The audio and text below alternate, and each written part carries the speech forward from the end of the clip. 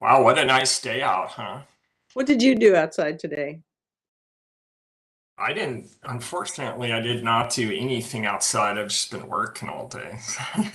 Oh, Yeah, I drove by our garden, I saw it, and I was like, man, I wish I could run over there and spend some time. So, yeah. I was there because we have a leak in one of the faucets, so Uh-oh. coming down. Check them So out. I've started streaming to YouTube and I'm ready when you're ready to start. Okay. Okay. Well, it's just so too. Charity, are you able to hear us and participate? So far, I've just see the name Charity Headnet on the screen. Yeah. I make sure her audio is working. Dylan, do you have a way to communicate with Charity?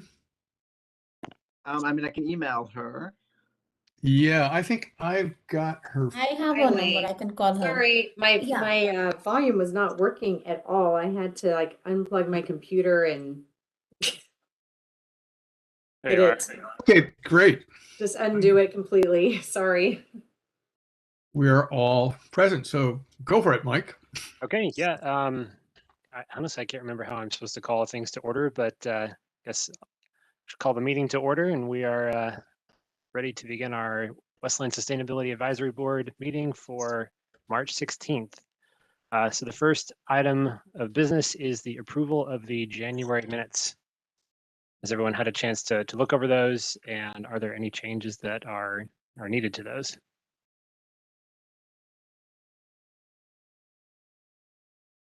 I think they look fine. I moved to approve the minutes. I have a second. Yeah. A second. Okay. All right. Everyone approve? Yay. Yes. Okay. The meeting minutes are approved for January. I guess officially I have to abstain, right? Because I wasn't there in January. I think this is probably right. Yeah. Makes sense. Yeah. Okay. Let's see. Next item of business is public comment. I don't believe we have anyone on the line though, so I think we can move on to check-ins. So I guess I'm in the upper corner on my screen, so I'll just jump in. Let's see, over the past month or so, I've started to put a little bit more effort in towards clearing invasive species from Mary S. Young. Kind of just on my free time, I haven't had a opportunity to jump in and participate with Solve, but there's enough to do just here and there. So I've been trying my best to start clearing away the invasive holly trees, which put up a fight. Yes. They're tough to dig out too. I mean, you can cut them down to the root, but then they'll come back. So either you know where you need to come back over the course of several years, or you just go for the roots, and either way is kind of a pain. Yeah. And Greg and I had an opportunity to meet with one of the stewards of the Tryon State Creek State Park, and had a chat with her about the restoration efforts that they're going through at the moment at their park. And it seems like if public dollars or grant dollars are kind of hard to come by for these kinds of projects, but in instances where there is a tree planting element, it is possible to get some grant funding, but it is also rather competitive to come across. So that might be an option for the city to explore down the line. And apart from that, the city has started to gather the natural gas usage billing for the city facilities. So I'm going to be going into City Hall sometime next week to start poring over that to try to move the baseline energy audit forward. Great.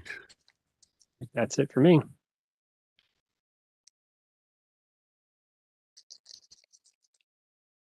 Why don't you call on somebody, Mike? Sure. Dan, how about you? All right.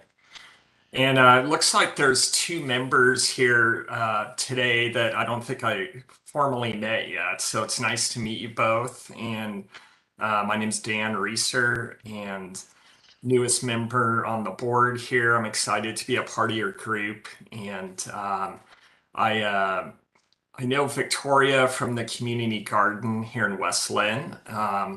And I've taken part in the OSU Master Gardener program So that's kind of where we met. So I have a big passion for organic gardening. Also, environmental background. I went to Vermont Law School, studied a lot about environmental law and regulations and all of that, water law, land use law.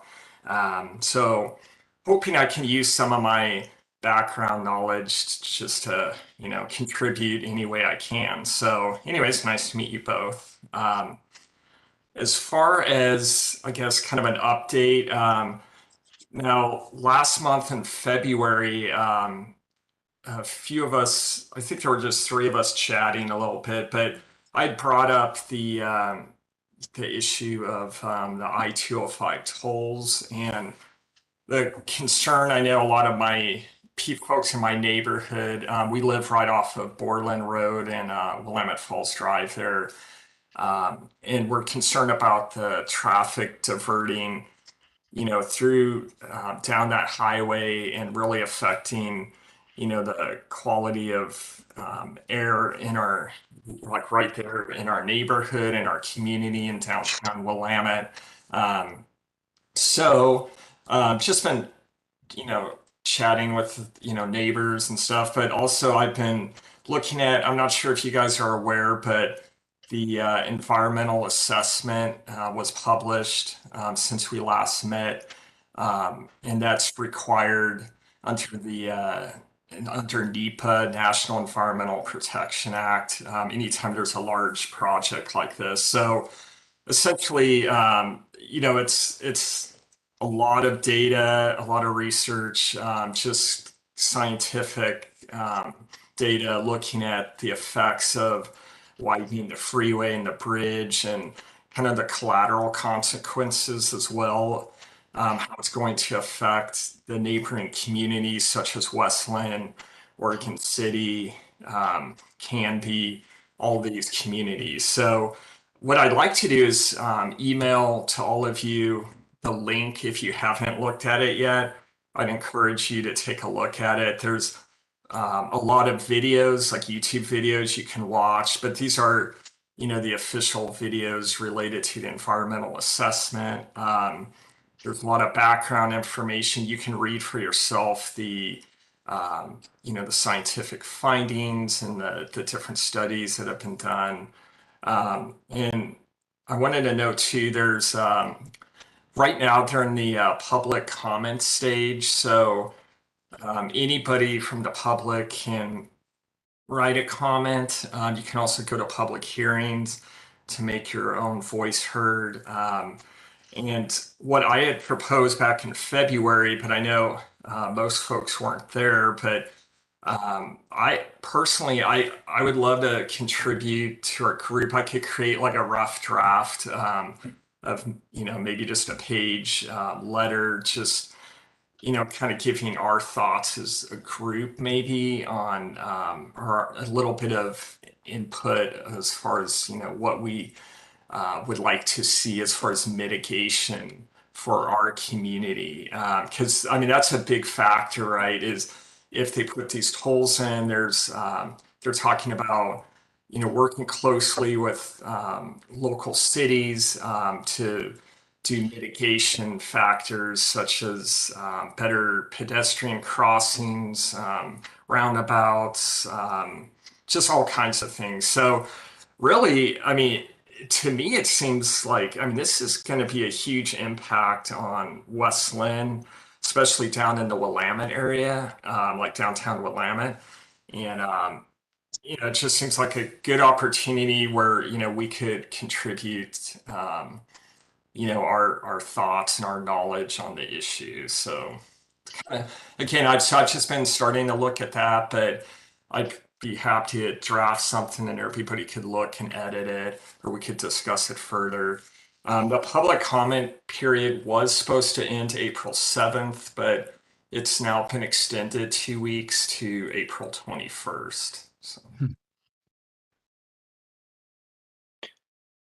Okay, thank you, Dan. Yeah, and I guess I'll pass the baton on to Victoria. Hi, folks. I Well, it was a pleasure to write the letter for Susie Peterson because I got a chance to talk to her one evening for a while. She's quite lively, so that was fun. Got me thinking more about backyard habitat. And I've been working on a very a smaller level, trying to have new neighbors across the street who have a big empty yard except for some grass. And I'm trying to encourage her to plant natives. She knows nothing about any of it, but she's willing to listen to me. So this is fun. One of the things that I'm going to do, I thought today, but it will be tomorrow while the weather still holds, is to dig up an extra red currant I've got in my yard and go over and plant it in hers and get her going. So that's kind of fun. Uh, so I was wondering if Mike, if you would like some help at City Hall looking through those documents, if that would be useful having two people or not. Dylan, I don't think I got a sense from your email how big that stack is. And it sounded like you said that what PG or what Northwest Natural would want is just the account numbers, and then they can provide some like tabular data in Excel format, hopefully. Yeah, they weren't able to just pull up our buildings and do an Excel spreadsheet, which I was a little surprised at. They asked to get the account numbers. So yeah, it'd be a matter of looking through all those and finding the account number. Yeah, the account numbers for the buildings. Okay. You want them to do, and then we can send them back to them, and then they'll give it to us in a spreadsheet. And it's, I don't know, it's a solid stack, paper, bills. Okay. Well, yeah, I guess I wouldn't mind some help. I had tentatively planned to go over, I think on Tuesday. I've got some free time. But if that's not a time that would work for you, Victoria, I should have some flexibility probably. I'm okay on Tuesday, not in the evening. It's lobby day in Salem, but during the day I am. Okay. Yeah, Right, well, I'll coordinate with you on that then. Okay. yeah, Mike, you said 1 o'clock on Tuesday is fine. I'm in a training, but I can just leave the paper with somebody at the second floor front desk, and they'll set you up. So whenever you want to come, just Okay, let me know. that's great. Thank Okay. you. Next, I'm a charity. Hey. Well, let's see. I'm going to give an update on the Earth Day, April 22nd. I've been coordinating with Greg on, Greg's been amazing getting different companies to participate. I think he sent out the list that you all saw of the different organizations that agreed to come and volunteer to be there at the Cider and Ale House on April 22nd from about 1 to 4. There's a couple of them that are vendors that make things that are reusable, as far as like reusable paper towels that she makes from felt. Another woman makes all kinds of goods that are earth friendly, everything from deodorant to soap to bath bombs that are made from lavender and different other things that she makes. I've met her a few times, so I invited them to be there as well. So the ale house will have obviously some beer, wine, cider available for a sampling and for purchase, but they and the owner is excited to have us do this for the first time. Saul that's going to be right down the road at the Willamette Park doing some work party day that's already been advertised through the city, and the city is it'd be great to add that to it. I called and they said, sure, we can add that on for you if you get us a flyer. And I think it was Dylan who did the amazing flyer last time for the documentary viewing. I'm glad to draft something together, just saying like, come join or come have a beer after you did your work party or whatever, to come get some more information on these different organizations that are available to you and just more awareness. One of the things that we had on our list that I think would be really great is to have members and come meet your members of your sustainability team for the Westland, and they can ask questions about composting, what's happening with that, what's happening with like how do I get I know PG&E used to do an electric trade-in. Greg and I were kind of digging around today to see if they still are doing anything like that. I couldn't really find anything online, but yeah, so it should be a fun event. The other thing for that week of Earth Week, it is Rosemont Gives Back. You know, I'm part of the Eco School Network, and Rosemont reached out to the librarian, asked if I would just help give her ideas for Rosemont Gives Back Week. So I did give her a list of ideas and offered to help, but the school teachers have to decide which ones they want to do, and that could be anything from writing letters to legislation about keeping plastic out of the ocean to just collecting different clothes items that are needed down at the Northwest Foster Children's Agency down on Borland Road. So I gave them a nice big list. I'm letting you know about it because I might type into some of you, like our new member who just joined, just to Dan, if they need resources on how to do that, if you know what would be most efficient, because it comes as a big voice coming from students, obviously. So I did throw it out there for some of the other groups, like the 8th grade groups, to be maybe something they could sink their teeth in to feel like they make a difference. So yeah, so it should be a fun week. When I find out exactly what they decide to pinpoint per grade level, I will definitely send you an email to saying, hey, this is what they plan on doing at the school. If you want to be involved. One of the ideas was also like no idling campaign for that week, because there's a lot of big pickup line for cars. People just sit in their cars and let them idle. So I'll let you know. It should be a fun thing. I was excited that they just asked me to give them ideas for that week. Any questions? And if you have anybody else you want to have participate, so far it makes a total of 10 different organizations that are participating for the Earth Day on the April 22nd. We always have room for more. And so if you have any other ideas of something you want to get the public informed about, that would be great. I think got Greg. Sure. I this afternoon had a chance to put plastic on my hoop garden, so I'm ready to kind of go up to Wilco and get some spring greens to put in and start growing that. So that was satisfying to do. And I wanted to mention that I had a chance to meet Kay Jaspers, who is the 7th member of the SAB, who hasn't been able to attend because she has a meeting that she chairs at the Unitarian Church in Oregon City, I think I mentioned. But I was really impressed with her. She's got a lot of energy, and I think that she'll bring a lot to the board once she's able to join. And with regard to Dan's suggestion, I'd like to kind of put that into new business, Mike, so that we could kind of look at whether or not like we can make sure in our April meeting. I think that there would be enough time to kind of approve that after we've all had a chance to look at it, and potentially send in a letter to ODOT from the SAB in its entirety. Yeah, like I said, the public comment period has been extended to April 21st. So I don't know when we meet in April, but I think we would have maybe a week or so.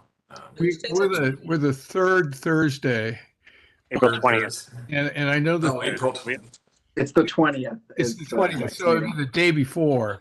So Well, yeah, I could. What I could do is I'll email it out a lot sooner, and we can email each other, what have you. If you have specific comments, I can call you directly, and then we could be like really close to a final one, and then on the 20th, just come to a consensus, perhaps. yeah.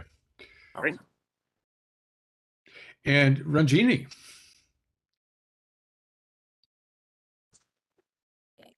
Yeah.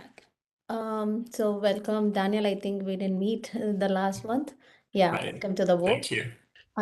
So over the period of, I think, since it's just been 2 months out here, I was trying to understand, how SAB works and what are the different departments they look into. So I'm currently into, what I thought of, for the Earth Day was to come up with a dashboard, like, presenting about how Oregon has evolved, like what are the main categories that they have that they focused all this while. So I was trying to dig into the data of Oregon to showcase, the different aspects of how it progressed. It, if we take a 10-period timeline, how it has progressed over the last 10 years. So regarding the energy efficient, or regarding the water, or even the resources that's been utilized. So that was something that I had in mind. So before I brought it, wanted to also show some sample how it will look, but then I'm unable to find so much of data with respect to Oregon. What I found was, like, the different committees that was that are currently involved, say like water heating, or the the steering commission, recycling. So as a major categories, I was able to dig in. But then I'm trying to, find other resources respect to education or natural resources, or even when we say electricity, because like electric vehicles, we wanted to do a session on electric vehicles. So if there is a data that we could show, that how in Oregon, at least, if there is some data on how many vehicles are registered with electrically powered, how many are like hybrid mode. So I was able to find the data for SFO or Los Angeles. So I was not sure how to get the area specific data. So that's what I'm currently working on. This dashboard, where is that being presented? I know I'm planning to create a dashboard. Okay. So with Tableau, but if I have a data, if it is available, because I think Daniel was also mentioning about data that's available at different resources. If I can have a data, then we can discuss on the key primary indicators, what we would like to focus, and I can accordingly create a dashboard. So that can also go as a projection during our Earth Day. That sounds Wow. great. Sounds Yeah. great. Yeah. Wow. So, but I need the data to work on. So if you can help me with the data, and we can identify key primary indicators on what we would want to focus. So at least, from the sustainability board, we can say these are the key areas that we are doing so well. And if we can improvise on certain areas which we are compared to the last 10 years, we are not efficiently doing so well, we can see how to focus on those areas and get that resolved. Would you like to send an email out to the group, maybe describing a little bit more about the data that you're hoping to find and the data that you Sure, have I found will do. already? Yeah, I Great. can also share the data that I have. You can take a look at it, and probably, suggest we can discuss, it's within 1 month. Yeah, if we can take offline and discuss it, a small presentation on how we are progressing as Westland. Yeah, I'd love to see the progress that you've made on that so far. That's awesome. Yeah. It is. And Also- Dylan, anything you'd like to share? Yeah, I was just gonna say I am very supportive of Daniel's suggestion to do a letter about tolling. Some of the other advisory groups have been doing that. So yeah, there's a sustainability angle, but then you can bring up other factors, concerns. I think the more things we're sending to ODOT on tolling, the better. I mean, council's sending all sorts of letters and showing their displeasure with the tolling. So the more people they hear from, if everyone goes and does it individually, but then a letter from the group carries a little more weight. So I'm glad you guys are doing that. And Charity, if you could just work up some text or some kind of preliminary flyer or something and then send it to me, and I can work on it from there. Okay, yeah, Yeah. I'll send you, I mean, I can do something in PowerPoint, just, I don't know, pull some pictures, but I figured you could make it more fancy. Sure. Yeah, I just So- need the text and who's showing what vendors, all the Yeah. information. Yeah. Okay. Okay, Thank you. that'd be That's great. it for me. Yeah. I forgot to mention that on May 19th, if anyone's interested, the Eco School Network is going to be having their fundraiser. It's going to be in town, and it's going to be local talent. The theme is local talent night, and they're going to have talent from all different schools from the different districts performing. And so if anybody wants to go, let me know, and I can send you the invitation when they come out for the Eco School Network. I think it's called the Laurel Hill, where they're having it. It's a neat building. It's all exposed brick on the inside, and So anyway, if anybody wants to go and support the organization, that's when their fundraiser is going to be. Great, thank you. Oh, and Mary Baumgartner sent me an email saying that she had spent the day lobbying down in Salem, was going to catch some dinner, and then was going to join us late. So with luck, she will turn up before we finish. Oh, There's yeah. Mary right now. Excellent Speak timing. of the devil. Right. Well, Mary, Speak of the devil, who's talking about me? Greg was just saying, he's like, Mary's going to join us late. And here you came. Here I am. Not wonderful so bad. timing. Did you have a good day in Salem? Yes. Hopefully time will tell. We were asking for money, so that's always fun. Lots Who- of money. Whom did you ask?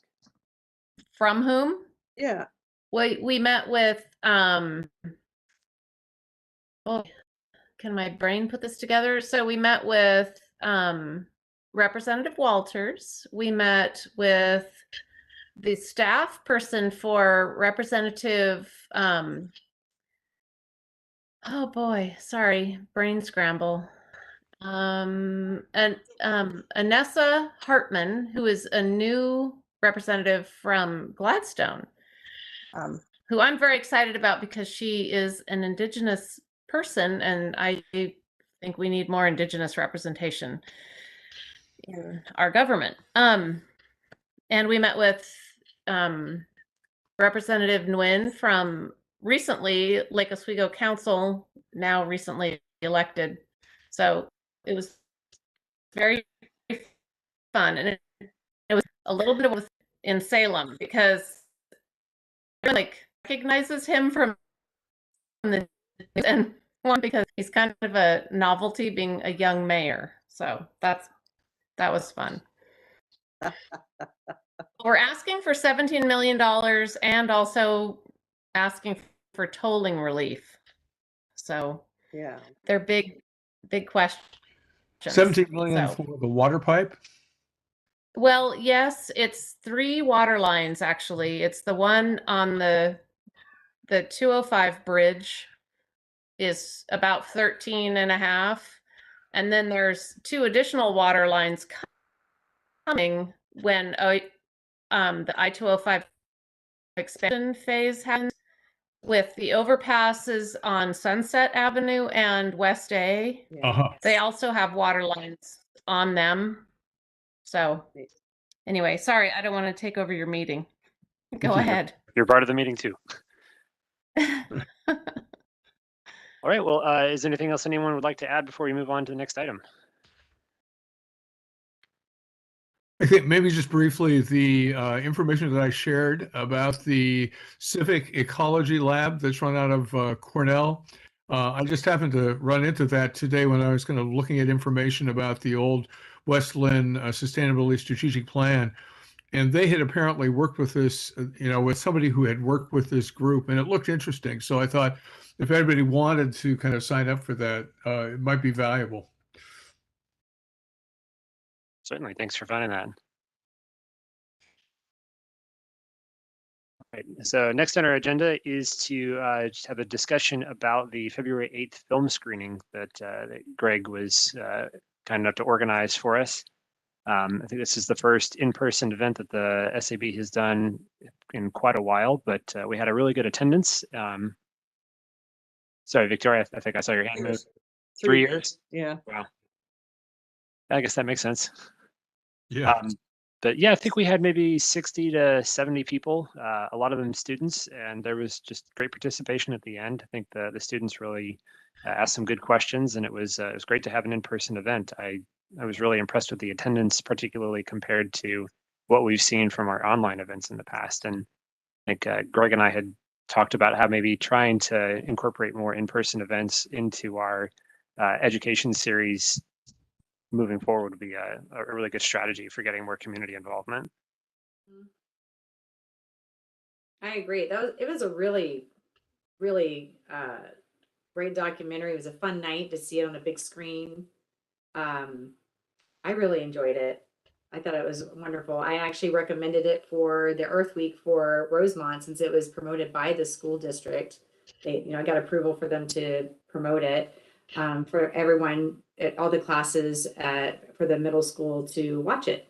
So yeah, I think it was very well done, and so it would be a great thing for the kids just to have some awareness, especially since it's a scientist in our backyard.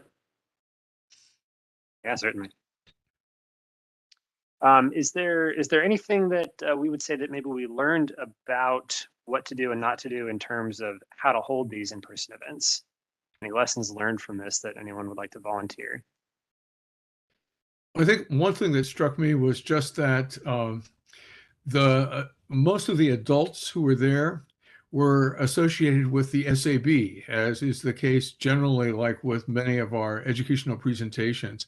And there were a few folks who, I hadn't met before, but not very many. And after having put posters up and having kind of 2 announcements in the newspaper, I was still kind of scratching my head about like what we might be able to do to kind of better communicate with the community and encourage more participation in these events. Because so I, even after having kind of done much more publicity, uh, except for the students, which I was really delighted to have the number of people who were there, we still did not really kind of reach the adult community in terms of kind of encouraging participation. So I don't know if people have any other thoughts about what might be done over and beyond what we did this time around, because we'll have to do something similar like with the Earth Day event, just trying to figure out where to actually kind of inform people. Yeah, I think one thing to say on this is, so my wife works for a public library, and she's been to a lot of kind of city government oriented trainings. And as I understand it, the kind of mantra these days is that like people aren't going to come to you. You need to meet them where they're at. And if our intent is to help educate members of our community, we can't rely on them coming to us. We need to figure out where they're at, and we need to think carefully about who we're going to find in what places and what information we think it would be great for them to learn about. One potential idea that I had tossed around in my head for a while was, I mentioned earlier that I spend time clearing invasive species at the parks. And, it didn't occur to me how big of a problem that was until I started taking the Oregon Master Naturalist training and saw just how damaging invasive species can be. But many people that visit the parks may not know how bad of a problem it is. And so if the city, could put a plaque up or something, an educational plaque that, describes the problem, then that could help fulfill this, this mission of education. And I'm sure there's a million different ways to apply this idea, but I think this idea of us giving presentations on things doesn't seem to attract much attention. So what different ways can we accomplish this goal?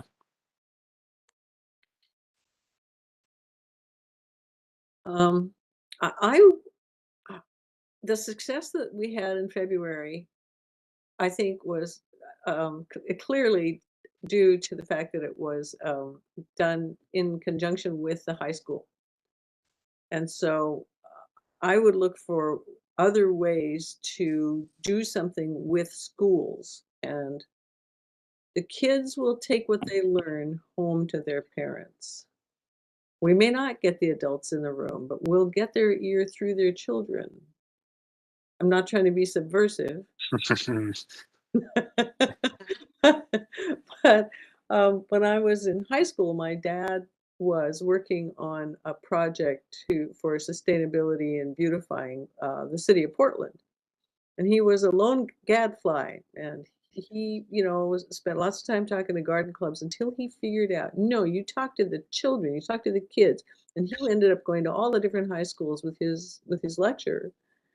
And that the people from my high school talked about it and went home and told their parents. So working with kids, I think, is an important way to do it.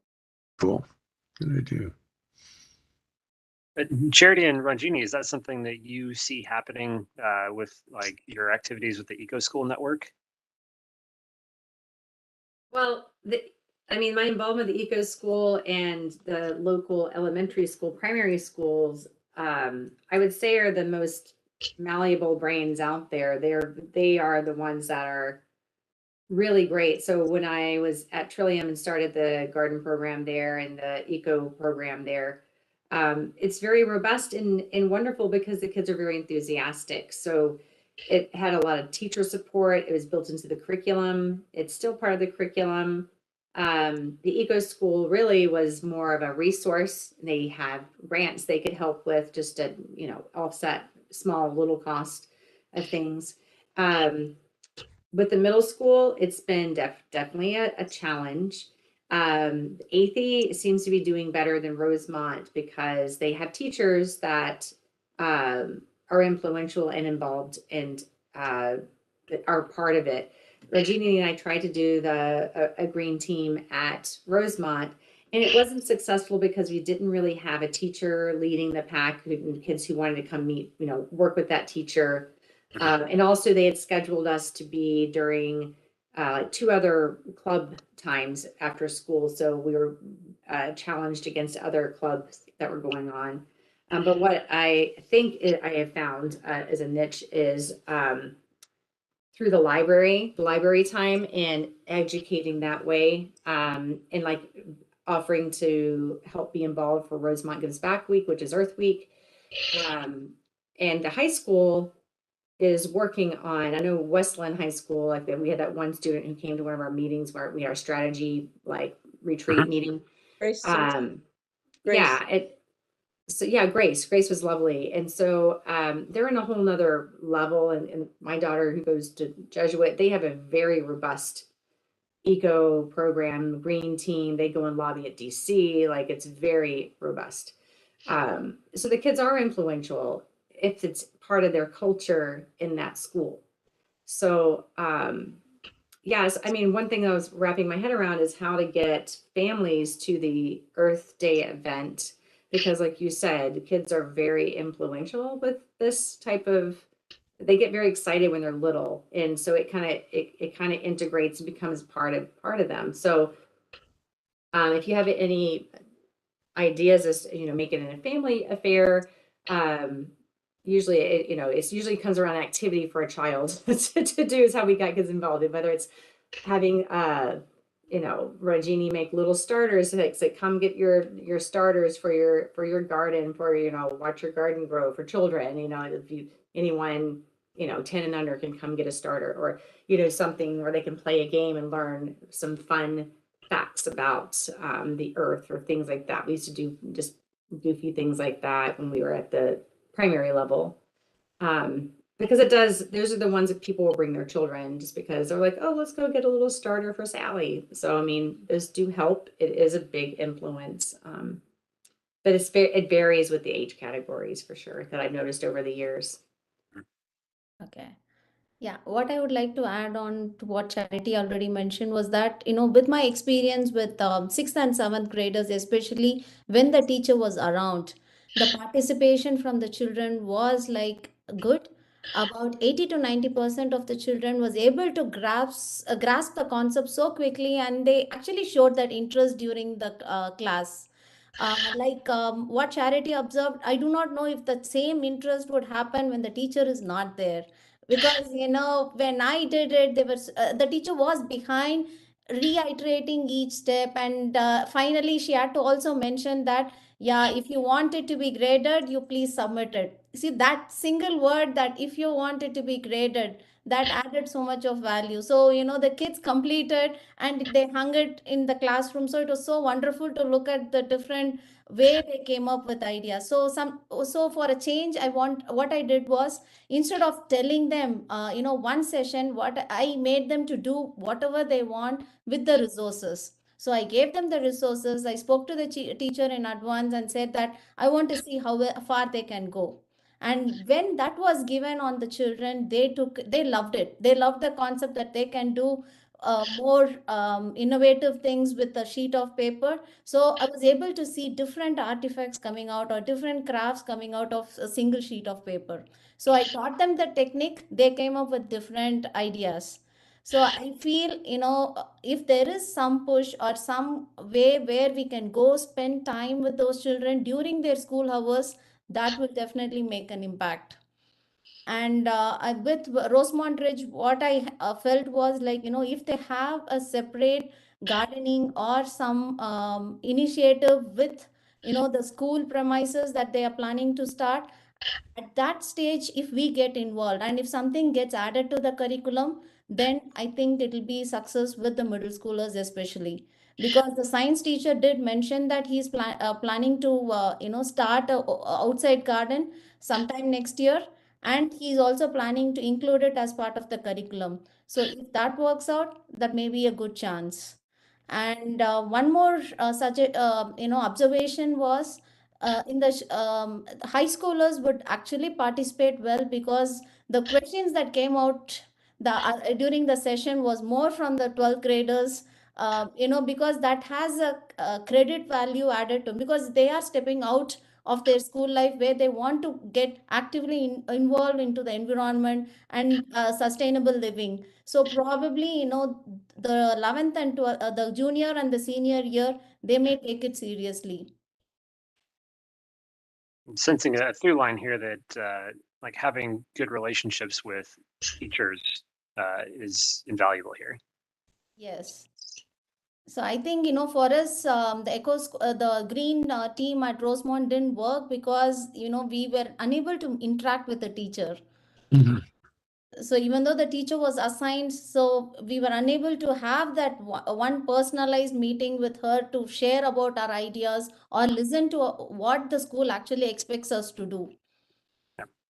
And I know with the film showing that we had in early February, I think, apart from the adults who were, on the SAB or had direct relationships with members of the SAB, I think almost everybody there was probably brought in by the teacher, and not the, the promotional materials that we put around town. Right. So I do agree. And once I got, once I started the program at the elementary level, and I literally went, like you said, Mike, to the teachers and found out what would fit into their curriculum that they were required to teach by the state. And every grade level has something dealing with the environment, nature, gardening, eating, something.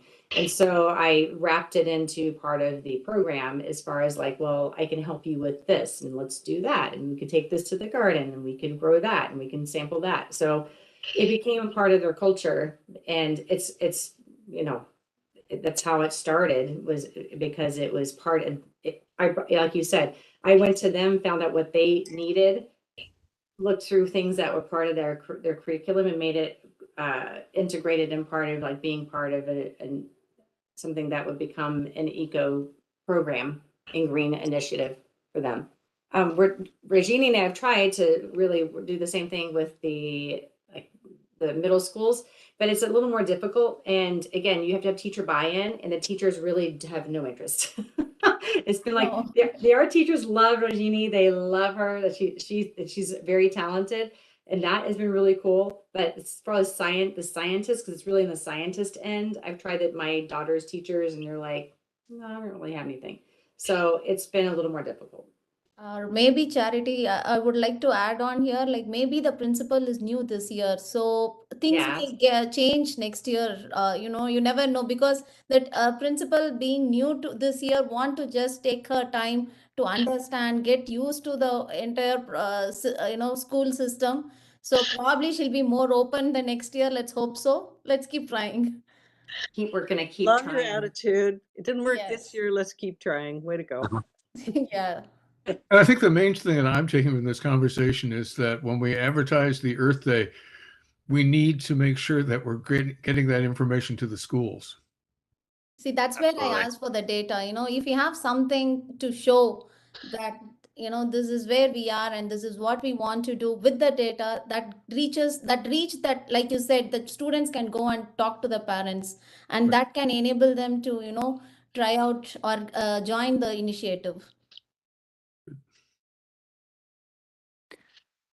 Well, I know the our agenda item number 6 is something we're kind of, I guess, already blending into here, evolving the sustainability education series. So it noted here that the monthly events have been poorly attended and that the in-person events definitely have greater potential. So I guess we could, and it sounds like, you know, we have been talking about schools, but are there any other places, parks, or that, you know, would be good to, you know, kind of reach people at? And given those locations, what kinds of things might be relevant to the people who are there? You know, I think of parks and I think of, you know, invasive species, but there are so many other topics. We've got the community gardens as well. Those are, you know, those are visible at Fields Bridge. What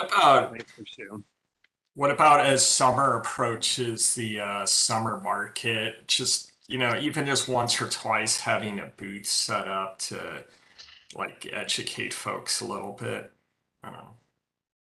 Well, we will be at the old time fair, and we'll have a booth there, so that we could really specifically try to provide different sessions during the course of the day that might relate to the kind of topics that we're interested in kind of sharing with the public. So I think the old time fair would be a way to try to do that and come up with potentially a more systematic way to present different specific kinds of information. Does the, oh yeah, Victoria? Could you please tell me what the date is for the old time fair? Because I keep ending up being out of town and unhelpful, and I don't want to do that again this year. It's always the first weekend after 4th of July, I think. Right. Do you know, Dylan, the exact date? I just filled out the application, but I can't remember. July 7th through 9th. Yeah. There you go, see? There we go. Okay. At the summer markets, does the city have any official presence there? They have the one booth. I did this for the Arts and Culture Commission last summer. We did have a summer booth. You can have one, and there's no charge because we are basically an organization through the city. So they'll just give you a booth assignment number, and you can have a table and have information. I would show up, and because we were promoting the 97068 Create art exhibit and getting artists just to make people aware of it. And so I just had a little, you know, art stand and just did that. So if somebody wanted to do it for the summer, you don't have to, you can just say, I'm going to be here, I'm not going to be here, because we're not paying for our booth. We just can show up and have a booth with information. For example, if we wanted to have things about like that, there is the library checkout program that you can check out the library of things at the Westland Library. That's that's more sustainable. If we finally get approved that you can compost and you do compost through the city, and we finally get our garbage figured out to do that, you could just be an information center, like all the different things. So we could have that, and it's every Wednesday, and people could rotate saying, I'll do it, and you don't have to be there the whole time. And so it is a great way to reach people, because a ton of people come to that and rotate through. And if we had things just to talk about or give out, our QR code, and so, we'll scan this QR code, it'll talk about, you know, clean plastic recycling, or this QR code scans for this. And that's what I was thinking after your park idea, Mike. You know, a plaque is great with a QR code just talking about invasive species as people are walking on the paths. For an educational series in the summertime, you could offer, Mike, to give a tour to say, this time is the time we're meeting at the park at, you know, dusk or whatever, 6 p.m. to do a walk down Mary S. Young, and you can talk about the different invasive species and have people. I think people love being hands-on and having a nice walk down to the water. It'd be nice if people would show up in the summertime to do that. Could be an educational program for, come join Mike to talk about the invasive species, can you pick them out, and yada yada, and something like that. Like you said, meeting them where they're already there. People love doing that. Just out of curiosity, how many people would be willing to, let's say, one time during the summer, man a booth at the market on Wednesday nights? I would do it. What It's what is fine. the You go it's a and nighttime sample other event? things. It's a like a nighttime event. Okay. Yeah. It's like the market happens generally between 4 and 8 o'clock or 8, something like that. yeah. Okay, I can do 4 that. to 8. Yeah. Yeah, and you don't have to be there the whole time. Like, since we're just like kind of giving information, Right. it's not like it's really hard, and you don't have to do all of them. They're all summer. We can just say we're going to be here, every Every other other week week or or something like something. that. Yeah, it's Every really 3 easy to weeks, yeah. do, and But I think what I really like about it's all responding to what Mike was saying, that Rachel had mentioned, that we're bringing the information to where people are, yeah. which I think would be, well worth it. Probably I more agree. effective in the end. Yeah. Victoria? I have something that it's an idea that just occurred to me, and it would be worth discussing later on. My grandchildren live in Boulder, which is the center of eco-fabulousness as far as their population goes. And one of the things that they do there is that the schools work with the city, or else it's the school district, but this is this to give the kids what are called lucky bucks when they either walk or ride their bike to school. And the kids are willing to do this even in the snow. Seriously, they will do this so that they can get these prizes, because then they can swap out their lucky bucks for actual. They can buy things with them in some local businesses. I've gone with my grandson down to a place, and he got to buy a ball because he walked to school all the time. It was free. He just used his lucky bucks. So we could do something like this for not idling their cars while they're waiting for school, waiting for their kid. If you come out and your folks aren't, this would be really hard to implement, but it's just that kind of if there's behavior, how do you reward stopping the behavior so that the kids get something for real? That's worth discussing later. Yeah, definitely. Put it on the agenda. They do at the farmers market. When there's a booth, it's always the help booth that you go and sign in if you're a booth and everything. They give the kids the little wooden coins, and if you collect the coins, you can go to any of the farmer vendors and get anything healthy. And so it's a way of getting them to promote healthy eating. They get blueberries, apples, whatever they want. And so it's a similar idea where if you gave them something to use for doing something sustainable, like just as a pat on the back, basically. Nice. That's very nice. So we would need to recruit some local businesses to partner on a project like that, I think. Yeah. As far as I think a way to get to local businesses, I guess easier than just going to each business would be maybe reach out to the Willamette Main Street, that group. They network with all the businesses downtown. So, I mean, that might be a more efficient way of doing it. Mm-hmm. Good idea. I think I remember Kim Bria saying that she had a pretty good relationship with that organization too. They've come to a few of our meetings for the ACC because we've been trying to coordinate doing things together with them, as far as the wine walk and different things to do for the Arts and Culture Commission. And they're really open to anything. So, and those coins can only be used at the farmers market. So if you got coins and collected them, you can only use them at the different vendors at the farmers market.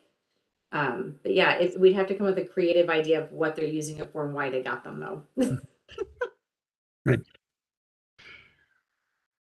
One question with regard to educational offerings is that I'd mentioned this woman, Linda Woodley, who's been working with SAGE and is really interested in trying to find a group of people who she could arrange to have view an hour-long presentation about electrical vehicles.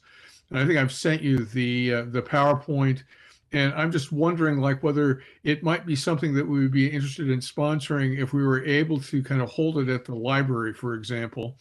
And I could talk with Doug Erickson about that, and then invite them in. And so, would people be interested in supporting that particular idea? Do you think it's worth it, just trying to attract people with regard to that particular topic, and maybe have her do the advertising and everything that needed to try to make it happen? And then would folks in this group be interested in attending? I love that idea. I would. think, yeah, I would personally be there. I would try to get, some friends to go as well. I mean, the topic of EVs is, front and center right now with, state governments that are pushing, like, the West Coast, state governments are pushing or mandating EVs by a certain date, right? So I think there's a lot of interest in it. Yeah. Did anybody else hear that the subsidies for EVs is going to run out April 1st until next year? I've been following that closely because I ordered an EV and I'm waiting for it and it might not arrive in time. So No. there's a lot of it's a little confusing. So I don't know if it's definitive yet. But, Okay. I have an electric vehicle. What was that you're asking about? So I'm asking about a program, like an educational program that would be offered under the SAB's auspices. Okay. Yeah. Yeah, I do have an electric vehicle and I've done research on it a lot. So if you ask me if I have, as a person who has been having electric vehicle for so many years, I do not know what will I gain more from that session. Okay. Yeah.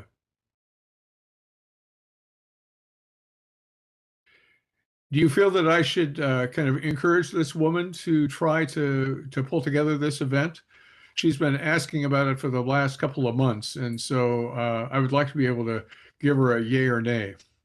Yeah, I think it'd be great to try to partner with the library on having that. Okay. Yeah, Do folks feel the same way? Yeah. I do. Yeah. I think it'd be fine. Okay, See what good. happens. I will get in touch with her and say that she could do it. And I say I certainly would be interested in attending. Mike and Dan, would you be interested? Absolutely. Okay. And for Victoria, okay. So let's try to make it happen then. And it seems like the sort of thing that it would be great to invite city council members to come to as well, just given our interest in having the city really make a transition to EVs. That's a great idea. Yeah. Okay. Mary, do you think city council members have time to do that? That's the magic question. Mhm. And it's also subjective. So theoretically, yes.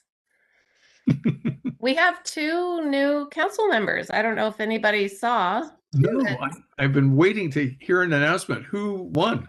Irwin and Leo No. Groner actually got the most Really? votes. yeah. And then Scott Irwin Great. came in second. So Bill Relier did not get his council seat, I've just learned that he's filed to run for mayor. And so both he and Rory are running for mayor, interestingly. But yes, I think that's, offering that for council to participate in is always, if people have time, it's great. Good. Excellent. Thank you. Okay, any more thoughts on the education series before we move on to the next item? I just think maybe we should put I have a together. question. Can I ask a question? Please. Did anyone hear the recent report about the wood smoke pollution in specifically the Tualatin Valley, kind of the depression of the topography that creates kind of some still air in our area specifically? I hadn't seen Did that. anybody hear about this story? No. Okay, well, there was recently some, and I was just looking it up and trying to find it, but I've had several people contact me about wood smoke and ask if the city would do something about people who burn. And honestly, it's a complicated subject because some people are using it probably to heat their homes partly. But I think it might be an interesting, and this is just an idea. It might be an interesting topic for an education to, instead of, I'm not interested in banning wood burning, for instance, but I think it would be interesting to educate people about certain inversions of air at certain times of the year where it might be better to avoid burning for everybody. And some people, a lot of people have these little patio burners, but a lot of people also are just burning daily in their fireplace. I mean, so anyway, I wondered if what you guys thought of having an education about burning, basically combusting at home. It'd be great to look for that study and other materials that could help inform our understanding of that, so we could try to put something together, or find somebody who's competent to speak on the matter. Right. The story I heard was on OPB, so I'm sure I could find what the story was referring to.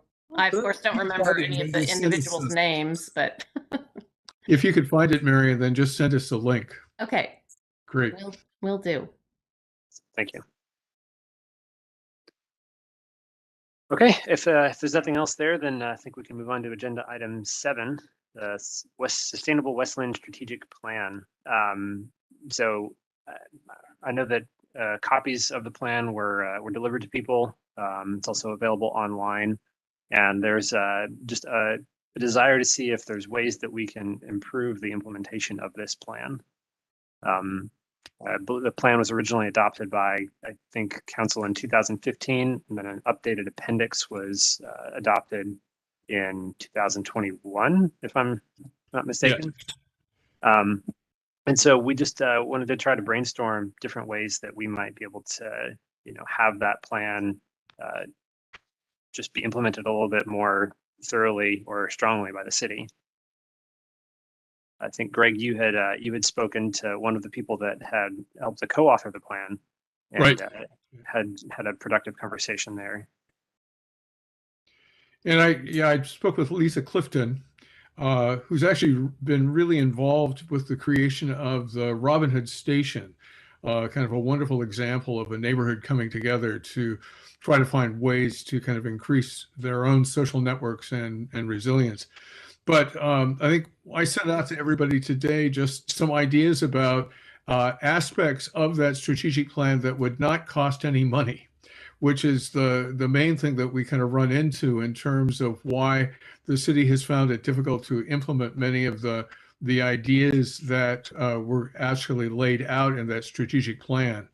And so I think my suggestion is that we try to figure out which of these we'd really like to focus in on over the next couple of months, and then make proposals to the city council about kind of adopting resolutions. Like, the first two that I included on that list that I sent out today was just resolve to replace all natural gas furnaces and stoves with heat pumps and electric appliances when they're no longer serviceable.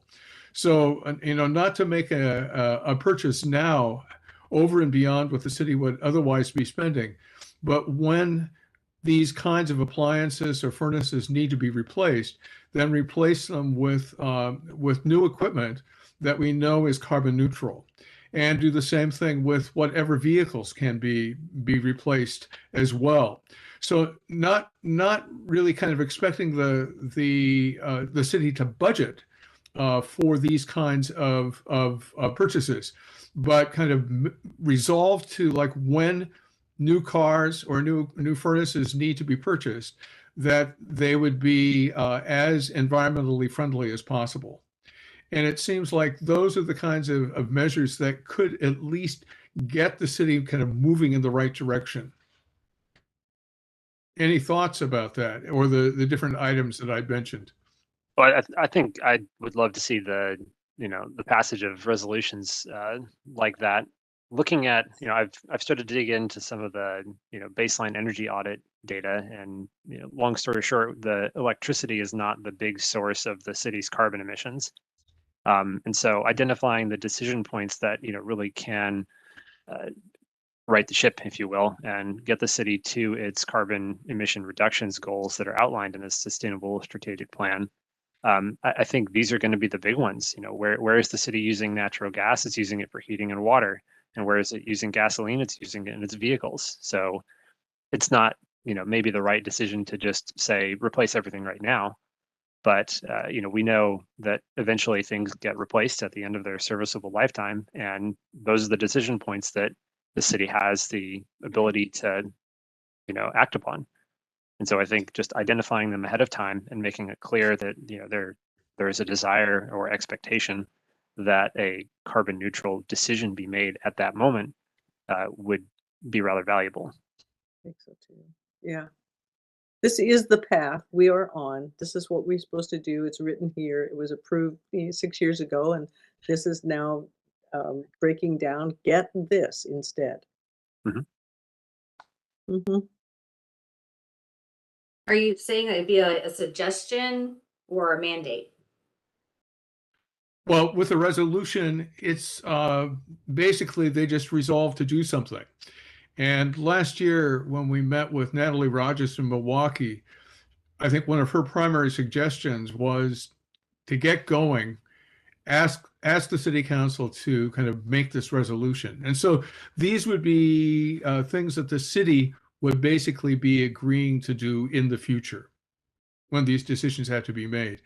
Some of the other things would be more like mandates. And that was, the last thing I mentioned when I said if we're really gutsy, we can propose an amendment to the comprehensive plan and building codes that would prohibit the building of new homes that use natural gas for space and water heating or cooking. That would be a mandate. That would be much more likely to be a source of real controversy. So I guess my feeling is let's start out with the resolutions that would be less controversial and establish a track record, and then kind of look at moving on to things that would be potentially more controversial. Both, like Eugene has already adopted that last recommendation, and Milwaukee is considering it. So it's not like outside the ballpark by any means. But I think there's any reason not to be able to interrupt you. I think it's a great thing to say, like, look, this for new construction, it really can be sustainable. We should start moving in that direction. So for new construction, I don't see why we wouldn't at least say why. We have nothing to lose. It's my point. It could be recommended. It's less likely that they'll adopt it. Like Northwest Natural is really doing a lot in Eugene to try to reverse that decision. Oh yeah. So, but another thing that we could potentially do that wouldn't cost any money would be to change the code to kind of simply kind of recommend that all new houses be built with electrical panels that could support both a heat pump and EV charging. And that makes absolute sense as well if you think of the fact that by 2035, there are not going to be any gasoline-powered cars sold in Oregon. So we need to actually start creating the infrastructure, and that would be a way to do it as well. So I think these seem like the kinds of things that we could take on that could begin to kind of lay the foundation for these new technologies. I agree. I'm just trying to get composting added on. So I mean, yeah. Yeah, that's also something that we could ask about. I don't think it technically costs the city government any money, but I know there is an additional cost that West Linn Refuse and Recycling represented to us that it would entail. I think it was fairly nominal, just a couple dollars per. $1.50 a month or something. It's so ridiculous. It's less than what you tip the Starbucks person. It's ridiculous. Yeah. So I guess my sense is that if we could, begin in future meetings to kind of just start chipping away at this list of things and then figure out how we can move forward and encourage, with Mary's advice, how to kind of work with the city council to try to make some of these things happen. Yeah, I'd be interested to learn more about how we go from this list to, actually having these things before council for discussion and passage. And passage. Yeah. So do you have any suggestions about that, Mary? Not specifically. I mean, I think those are good goals. And I know that, I mean, generally you're right. Things are moving in that direction. The state legislature passed the climate friendly and equitable communities. And so this is all what's being talked about. I think people want to be sensitive to cost, to individuals' impact, to at the same time we're doing this, we're also talking about more affordable housing. And so we're wanting to create more housing inventory. And to tell you the truth, I don't know like the relative cost differences when you're talking about development to limiting what the energy source is.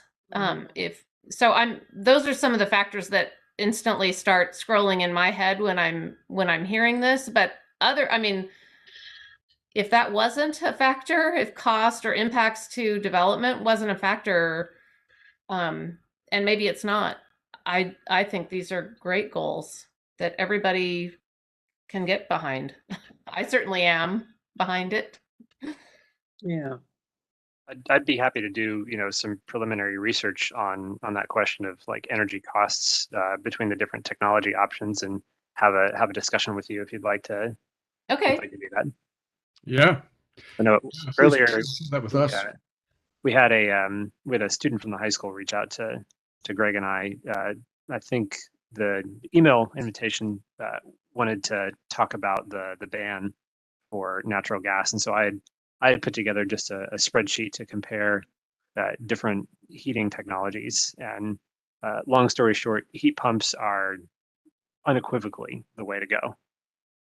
We're talking about carbon emissions compared to a standard gas furnace, they're about 20% of what a gas furnace does. And for hot water heating, they're 10 to 15% of what hot water heating does.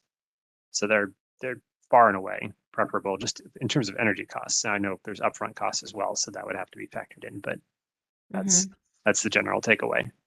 It would be interesting to know Eugene's experiences because of course they're kind of paving the way here. Yeah. Yeah. Yeah, and also I think one of the caveats we have to think about is like when we had the big freeze, we were one of the only houses in our neighborhood that had gas as far as hot water. We had 2 gas burning fireplaces. And a lot of our neighbors, like it was a real problem. Like, and so having a backup plan if something like that happens, like does every house need to have a generator now? Like what is the backup plan in case of an emergency in that situation? Like we had to bring our neighbor's wife who is disabled from across the street to our house because they have no heat, nothing, just to keep her warm because she is disabled. So like things like that I was cooking for a lot of my neighbors because I had a gas stove and I could cook for them to make food that was not just cold food.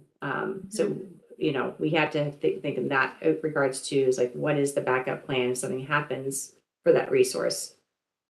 Right. Unintended consequences that might fall under the heading of. Yeah. Yep. Yeah, we found ourselves in a similar position. It was 60 degrees in our house and we were wearing jackets, but it was fine because we have a gas fireplace that stayed on for a week at that point. Yeah. Yeah. About 60 here with the wood fireplace.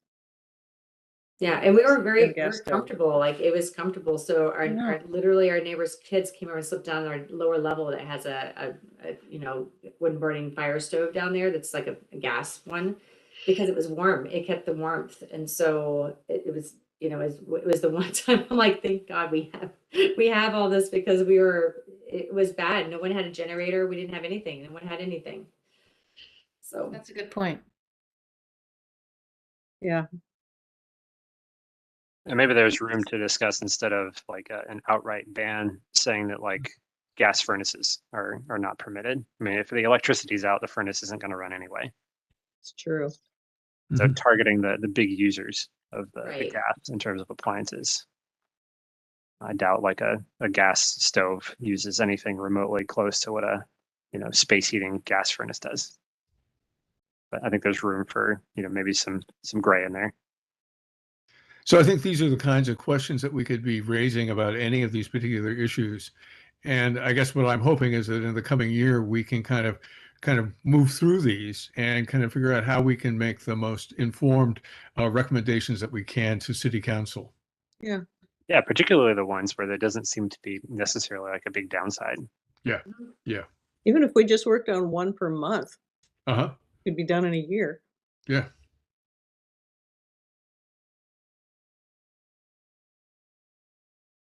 So I know.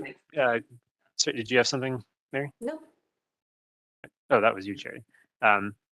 So I know too, there was this idea perhaps that I don't know if city staff has any sort of sustainability training that they are offered, but I know that many organizations now are implementing things like diversity, equity, and inclusion training. But I would have to imagine that there might be some sustainability focused training that could be available as well and offered to city staff to kind of help inform them about some of the decisions that they make in the course of doing their jobs. Does anything like that exist, Dylan? Yeah, I mean, they're definitely, we're doing DEI training. We did a whole day of it yesterday, but sustainability training, Yes. not so much, but it is built into our culture. It is something that gets talked about all the time, and it's like in all of the things we do every day. I mean, from, we have dishwashers, and, we don't use paper in tons of our processes. So it's kind of built in, but as far as specific training, we don't really have anything. Mhm. Are there in the course of like staff hiring, are there sustainability focused questions that are asked of applicants? Not that I know of. No. I mean, it does come up when we bring things to council. Every council agenda has a sustainability item. So any projects or anything that comes to council, we think about sustainability, but not on like the onboarding process necessarily. Maybe that should be a proposal. Excuse me 1 minute. My cat is trying to get into the door and he's just losing his mind. That was my dog. I finally had to let her in. She's malcontents because she's here.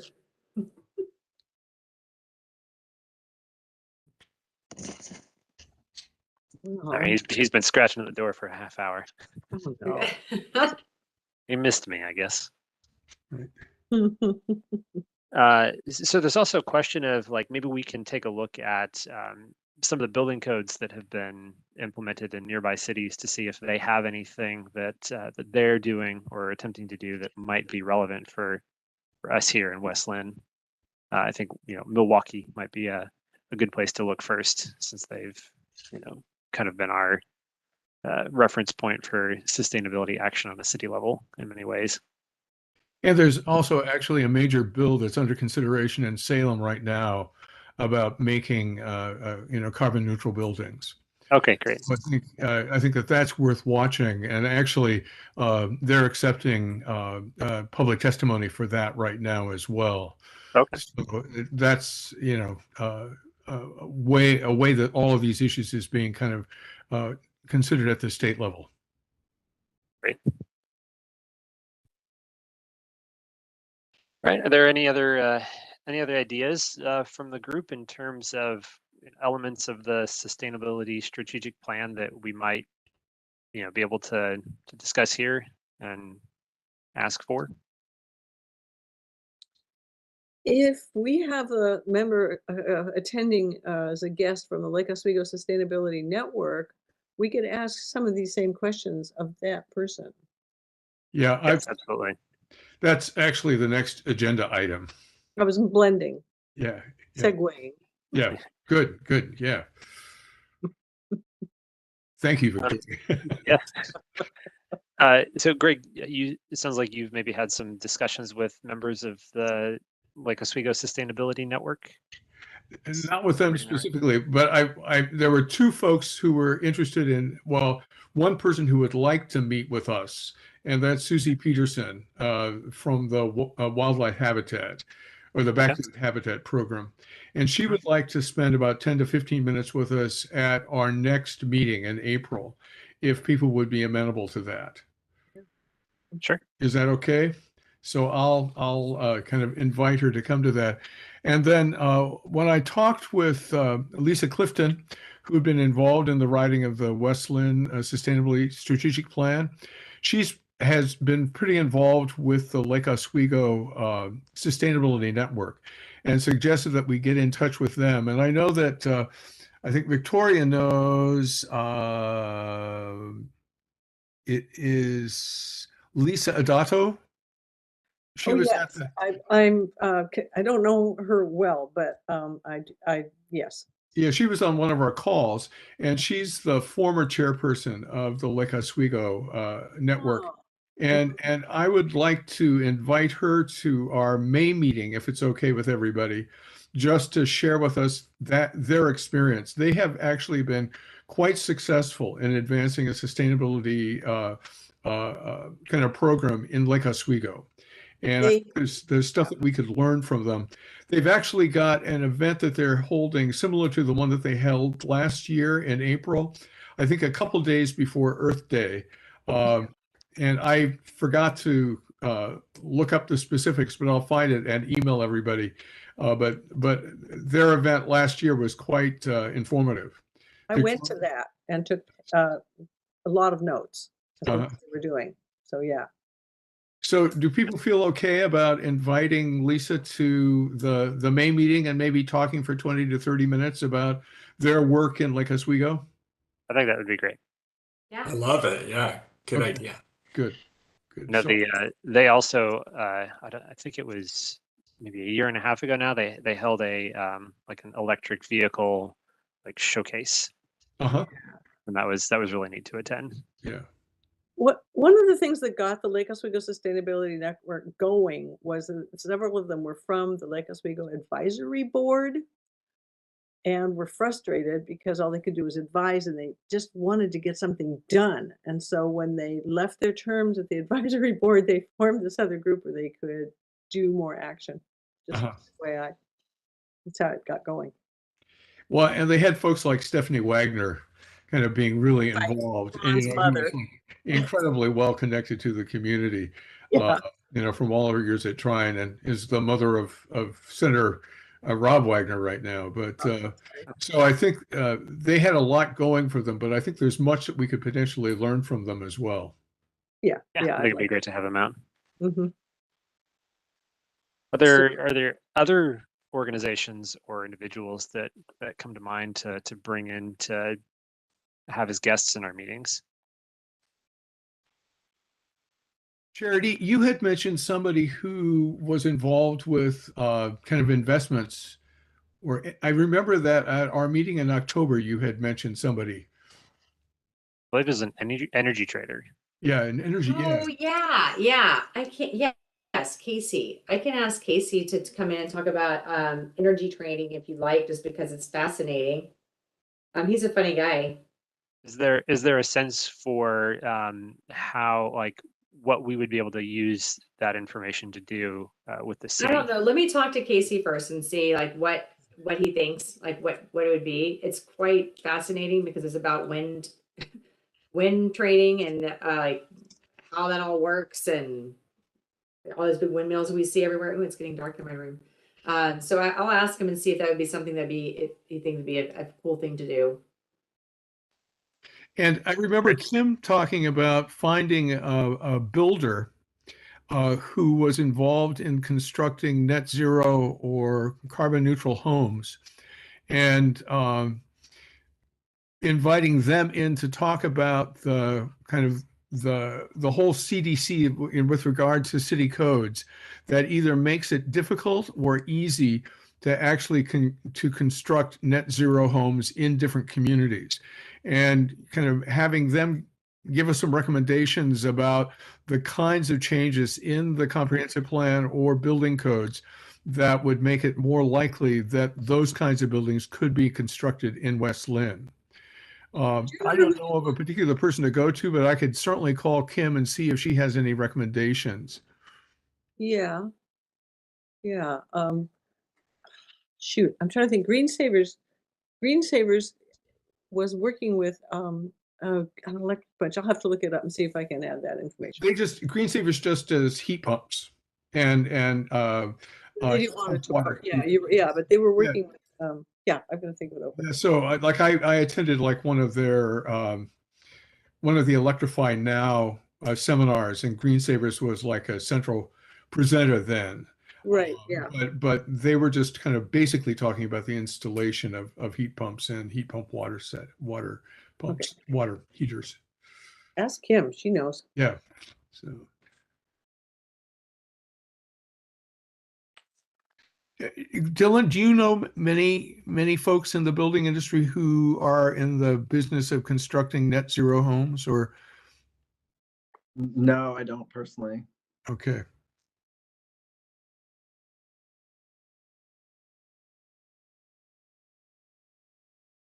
Green Thumb? I'll look them up. Okay. Do you mean Green Hammer? Yes, I do.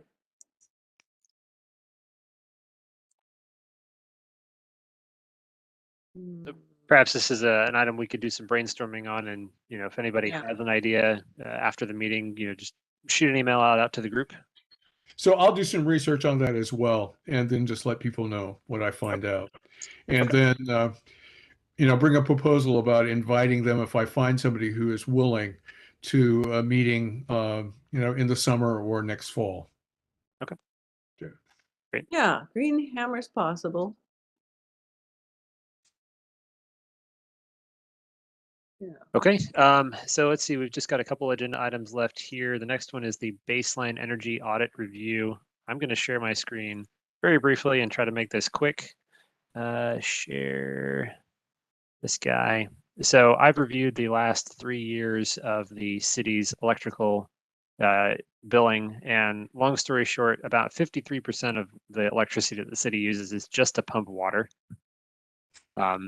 So we might want to target the city's just operations. This is, City Hall, the library, police station, and so forth. That's where the majority of the electricity that we could reasonably try to reduce might come from. So this, I think, can serve as our baseline for the energy audit, but just in terms of carbon dioxide emission reduction, we really need to get the natural gas data as well. And that's something we're going to be working on in the coming month or so. But that's where things stand here. That's so interesting. Yeah. And how much of the electricity bill went to streetlights, Mike? I removed streetlights from this because the data was corrupted. Okay. The original information said that it was $42 million, which is Wow. nowhere close to being correct. I think I believe Dylan had an opportunity to look for the real answer, and it was closer to like $200,000 a year. Uh-huh. But all in all, the city, I think, spends about $1 million a year on electricity, if I'm not mistaken. But yeah, most of that's just pumping water. It takes a lot of energy to do that, and we could save money, we could reduce that electricity usage if we get people to reduce their water usage. That's probably the only avenue to do that. They're probably using modern pumps with modern electronics to control the speed of the pumps, and may not be a lot of savings here. And then parks and public building use. This is like McLean House, Robin Wood Station. That's about 5%, but the big chunk is city buildings, largest of which is the police station. Huh. I think it's police station, library, and then city hall. Oh, Great. Thank you. Sure. very Very interesting. informative. Yeah. Let's see. And then let's see, last item on the agenda. I know we're just slightly over time here. Looks like we wanted to talk about the old time fair. I know we kind of hit that earlier, but it sounds like we are intending to staff a booth there, and in future meetings, we should probably find some time to just discuss what we want to have available at those booths. Or if we want to partner with somebody like we did last summer to show off some e-bikes or something like that. And then lastly, I just wanted to make sure we cover any action items that are required coming out of this. I believe we said that we were gonna just try to think of guests for upcoming meetings, and if any ideas came to mind, that we would just let the group know so that we can have those for discussion next time around. What else do I have here? I believe Ranjini, you're working on a dashboard, and you were going to send out an email just kind of telling the group what kind of data that you're hoping to find. No, I'm currently, like the data that you shared, I want something that I can project only on Westland, where, to get the efficiency, energy efficiency, or now that we are discussing more about the carbon emission that's happening around here, I want to analyze on that. Okay, and I know that the city does have a public records request process, so that could be something that we utilize for this as well. Okay. Yeah, Yeah, if you could share those links to me, that would be helpful for me to go, take the relevant information. Sure. Request. Does anybody know, maybe Mary, I don't know, is there a loophole with the use of electric bikes or electric scooters for students under 16 years old? Because the schools are telling the students they cannot no longer park them on campus because technically the state law is you have to be 16 years old to be able to ride an electric scooter or bike. But of course they all ride them because it's a way to get around on our hilly town. So we bought an electric scooter. Now our daughter cannot ride to school because there's no place to park it. I don't know about, I'm not aware of a rule at the city level. Well, it's supposedly it's a state law. Oh no. I haven't heard that either, so I'll have to I've heard educate that myself on it. Yeah, I've heard about that state law, so kind of Well, I wonder if frustrating. there's like an exemption, like for, how we have a hardship exemption for 15-year-olds who have to get to work because they have to drive their parents, right? There's so many kids that have electric bikes and scooters, which has been great for them to get their own transportation. And then all of a sudden it went way up for kids being dropped off again because the school district said we will not allow you to park them on our property because it's illegal. Because you shouldn't be riding them, which is the dumbest thing I've ever heard. So I wonder if there's like an exemption, something. I'll look like, in. I would be happy to look into that for you. Oh, that'd be great. Because there's Yeah. so many parents that were just so upset and like, what? Yeah, I are you don't kidding? Like blame this them. is the best thing ever. They're bringing themselves to school and it's electric Right. and Yeah, that's they something crushed I'm it. interested in. I'll definitely look that up. So. That'd be great. Thank you. Wow. Other agenda items, I believe, Charity, you said you were going to put together some language for a flyer for the Earth Day event and get that to Dylan. Let's see, Dan, I believe you were going to be drafting a letter regarding the I-205 tolling. Yep. I don't believe I have written anything else down for action items. Is there any that I have forgotten? Those are the ones that I had. Okay. Victoria? I have one that I neglected to do last time. It was on our previous notes to review the process for rights of way use. Oh, okay. So that's back on my list to do. And that was for community gardens, right? Yeah. Or for any use of. Or any use, yeah. How does that work? So I need to find out. I don't even, yeah. Okay.